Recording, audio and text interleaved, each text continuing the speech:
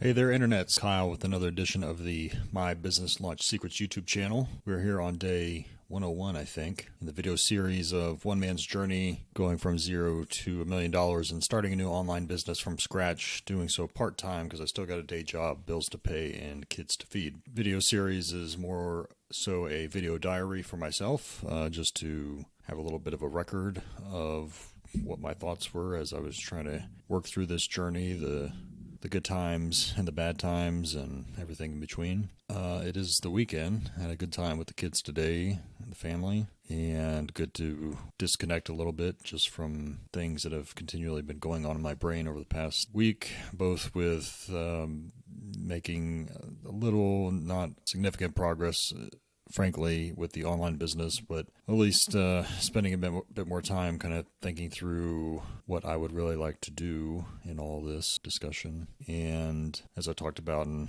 some of my recent videos, just trying to again assess whether or not it's even feasible for me to have the bandwidth to pursue this, and the fact that because I'm very limited on time, I need to be sure that what I am doing is something I'm really passionate about doing. Otherwise, I'll just, again, go through fits and starts and never really get anywhere. So why bother doing anything in the first place? So might as well pick something, again, that I really enjoy doing and I'm really motivated to make real progress on every day. And unfortunately, the process of figuring out what that is not very motivating to me every day, thus why I'm still struggling to get there. But nevertheless, it's at least still something, pretty much constantly on my mind. And I am very much one that is not a detailed planner type person, but one that does like to spend some time and kind of some deep thinking, or whatever you want to call it, do some deep work. I think there's a book called Deep Work that people talk about.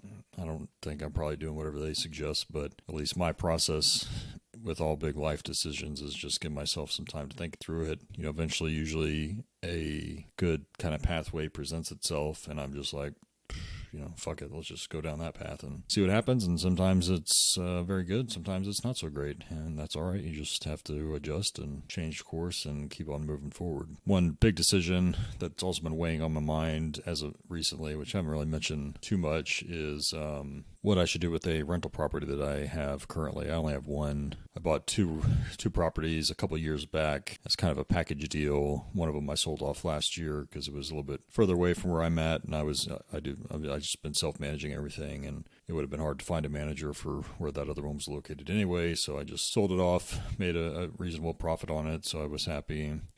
But then I've held on to another one that I invested a lot of blood, sweat, and tears in terms of getting it fully renovated, more or less top to bottom, at least cosmetically. I mean, it wasn't like a big rip out the entire kitchen. I did rip out 2 bathrooms though, which was great fun, but they were small bathrooms, so it wasn't too bad to have to put that back together. Anyway, I spent a lot of time doing it, spent a lot of money. On the money side, I've already actually made out pretty well. I was able to do a cash out refinance once I got it all done and rented, and didn't get out all the money I had to put into the costs to do the renovations, but got a good chunk out of it. So for the value of the property, I have relatively little invested into it, frankly. And so I've been at a position now for a little while of just thinking about, it's a good cash flow property.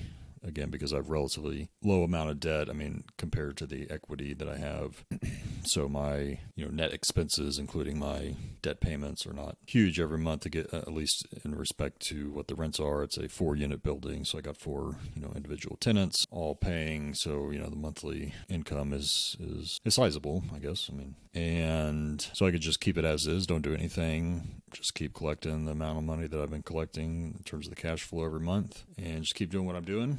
No problem. I could refinance it to pull out more of the equity that's accrued, just because, prices are just obviously going through the roof even still. Well, at least in my part of the country, I guess in some parts it is starting to go back down. But where I'm at, there's still a very high demand area and a lot of interest, especially for multifamily properties. So I think I could get an appraisal, with sufficient to get me to extract a sizable amount of money to be able to use to pay off some debts or whatever I wanted to do. Third option, I could just sell it, and at a time where I'm probably at the top of the market, at least for the foreseeable future, in terms of what I could sell it for. I mean, you could argue that interest rates being where they're at, we're at the beginning of 2023 here, with interest rates being where they're at, maybe investors are not looking as much. But again, I think there's always investors out there. And given that I know a lot of investor types are trying to stay away from, say, the stock market these days, because a lot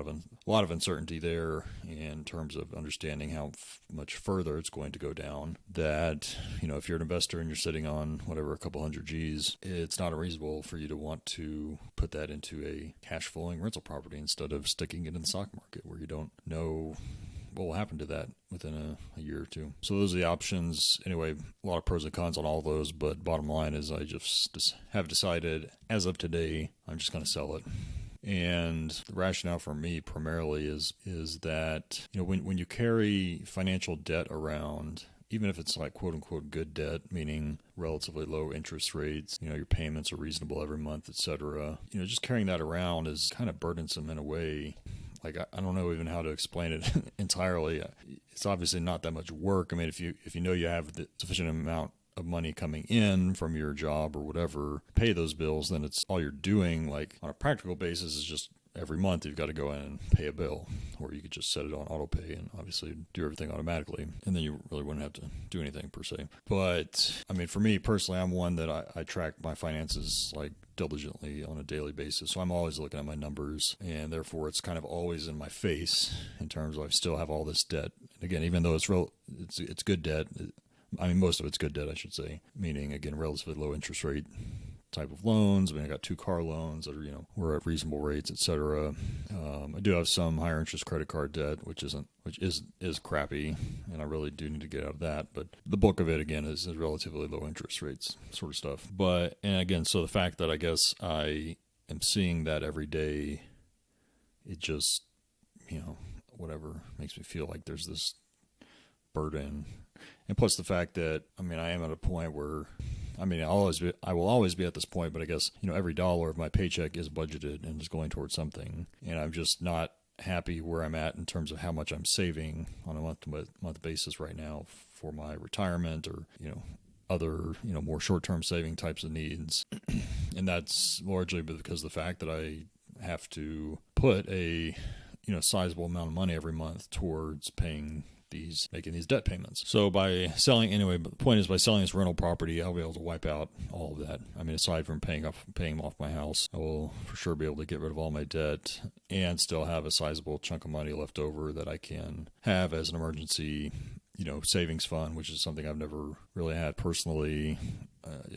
I wouldn't say I'm like a great financial expert or anything. I try to do my best with the circumstances that I have. I can always do better. I can always be more disciplined in what I do. But, I think with anything in life, there's some balance that has to go on there. So that's what I'm going to try to do. At least I'm going to attempt to sell it at a pretty steep price. And I'm not sure how much I'm willing to come off of the price that I have in mind, which I've already talked to a real estate agent about, and he said, the number we're going to list it for is kind of at the high end of what he thought it might sell for. But frankly, he could be wrong, and it might not even go for the range he was thinking of. It might go lower than that. It's just a really weird market right now.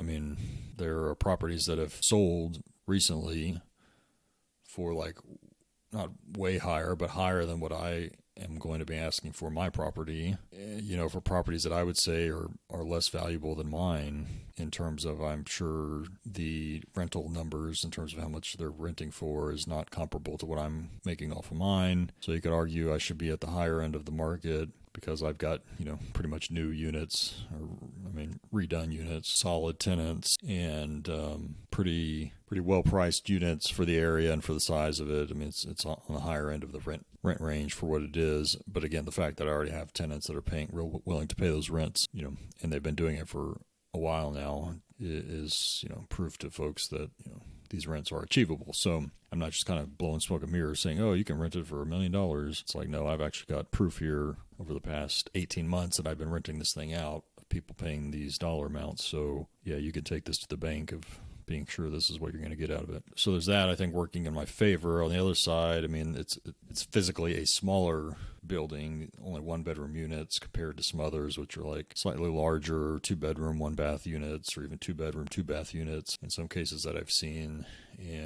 But again, I think there's like those properties that have maybe larger footprint but are actually making less rent because they're just either in even worse parts of the city, or they're just not been remodeled, or they're just not well managed, or whatever the thing is. But again, even those properties are still fetching a pretty high price. And so again, anyway, point is, I'll throw it out at the number I want. We'll see what happens, if there's any interest at all. And if people come in, they want to pay that amount, that's great. Let's just close the deal and move on with my life. Or if I'm not judging the market correctly and there's really not any interest at that price, or if somebody comes in with just really lowball offers, well, then that will kind of make my decision for me in terms of I'll just take it off the market and do the refinance option probably, which means I still have to keep it, but at least I can do the refinance, get some money out, and whatever, that'll be fine too. The other part about keeping it or not keeping it is just, I really don't mind managing it myself. I can do a lot of the basic repairs and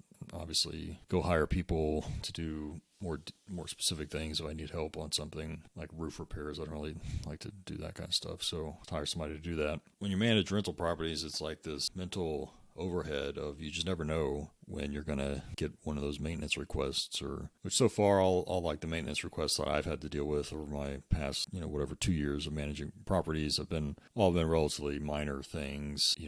I haven't had to deal with like, oh shit, I came home and my unit's flooded and some major pipe burst or froze or whatever, catastrophic types of things. They've mostly been things I can get over within a day or two and fix, and tenant's happy, and life goes on.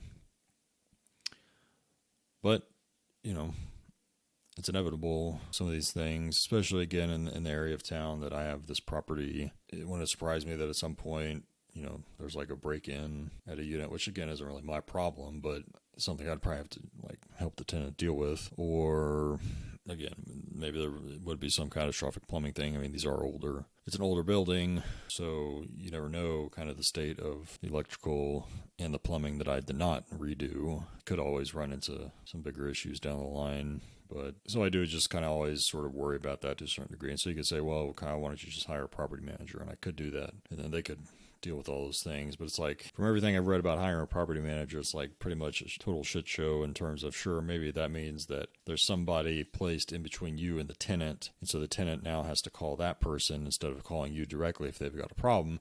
But then the property manager, I mean, obviously if it's an immediate thing, they would have their own maybe maintenance guys that they could send out to deal with it. But ultimately, they're just going to come back to me and say, hey, you got this problem. We're going to have to fix this, that, and whatever. It's going to cost you $800 and whatever. And then, so then they're charging you to go fix things. And so they're probably going to put an upcharge on whatever the actual contractor or maintenance person is, however much that guy's charging. So it can get very expensive to have one of these property managers is the bottom line. I mean, you're talking like 10% at the base, I would say, and probably more like 15% on average of your gross rents is what you're going to end up paying these people. And, that really cuts into your cash flow pretty significantly, considering, again, you're only getting a fraction of your gross rents or what's going to your cash flow. So, again, hiring a property manager is just going to directly cut into that. So that's why I haven't gone that route, and I'm not super inclined to do that, even if I had to,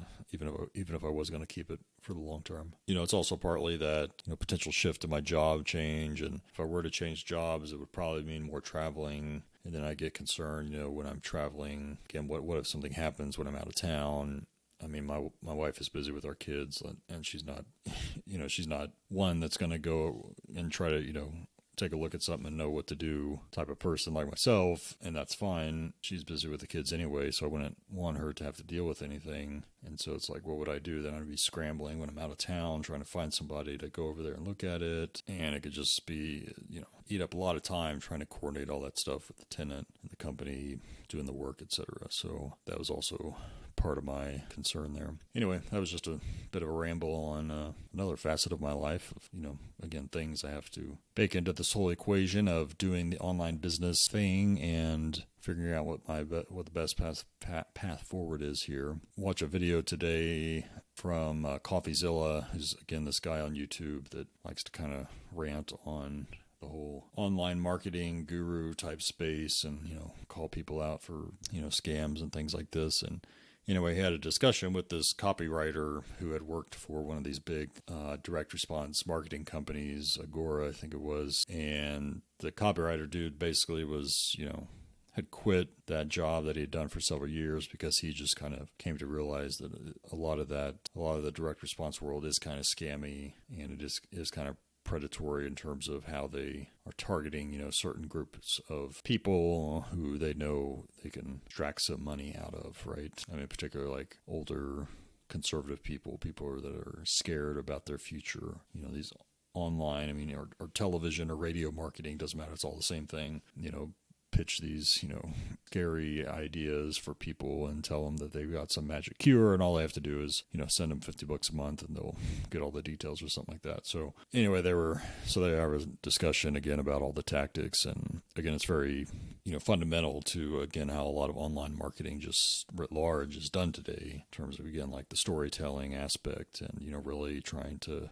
hook on to people's fears and really trying to, again, push your product or your service as an answer to these people's fears. And to a certain degree, you could argue, well, if your product is really legit and can actually help the people with whatever ailment that you are there to help them with, then, I don't see necessarily a problem with doing that. I think what like CoffeeZilla likes to complain about more so is that a lot of products out there and courses from gurus and masterminds and all this stuff, like a lot of it's just kind of garbage. And, that's certainly where it does get to be pretty just kind of, rather not have to kind of deal with those types of people. But they're all in the same circle in terms of if you're getting into this whole online marketing, how do you market your online course or service type of thing? It's all the same people kind of trying to find the best tactics. Again, there's just a certain group of people that are doing it to sell really shitty products. I wouldn't say scamming people out of money, but they're just doing what you would at least say is very relatively unethical ways of scheming to convince people to, part with their money, right? Anyway, I thought it was an interesting discussion, and clearly this guy doesn't really like Russell Brunson or ClickFunnels and all that sort of stuff. But again, I don't think like Russell Brunson as a person is an unethical individual. I actually think he has pretty high moral standards. I'm just curious how he sort of rationalizes the fact that even though in Russell's mind, he's probably wanting to target, again, the people that really have legitimate products and services that can actually help people, and he just wants to help those people get that product or service in front of the people that it would help. But at the same time, his messaging also, again, goes to the people who just want to sell some shit products because they just want to make a quick buck on the internet. And obviously he cannot control who reads his books or buys his courses or whatnot, but obviously just everything he does promotes that mentality of, hey, anybody can do this, and all you have to do is kind of know, you're only one funnel away. All you have to do is know how to put together your funnel and drive some traffic to it, and you can get people's money relatively easily. So I guess I'm just curious how Russell's sort of, if he ever ponders that side of the business, and in terms of he wants to make it he has to make it sound like it's very easy to do in order for him to sell his own products. But again, he understands himself it's not easy, and all this does require a lot of work if you actually want to be successful in doing it. But that can't be his pitch, because then nobody would buy the thing. So again, it's like, if you're fully honest with people about how hard something's going to be, like more than likely not, then they're not going to buy whatever you're trying to sell them. You have to make it sound, again, that your service, your product, whatever, is super easy to use, and you'll get the desired result you have like instantaneously. And then this is what the majority of people will buy. More random thoughts from Kyle today. So I think I'll leave it there. Hope you're all doing well. Keep on kicking ass, taking names, and I will see you next time. Peace.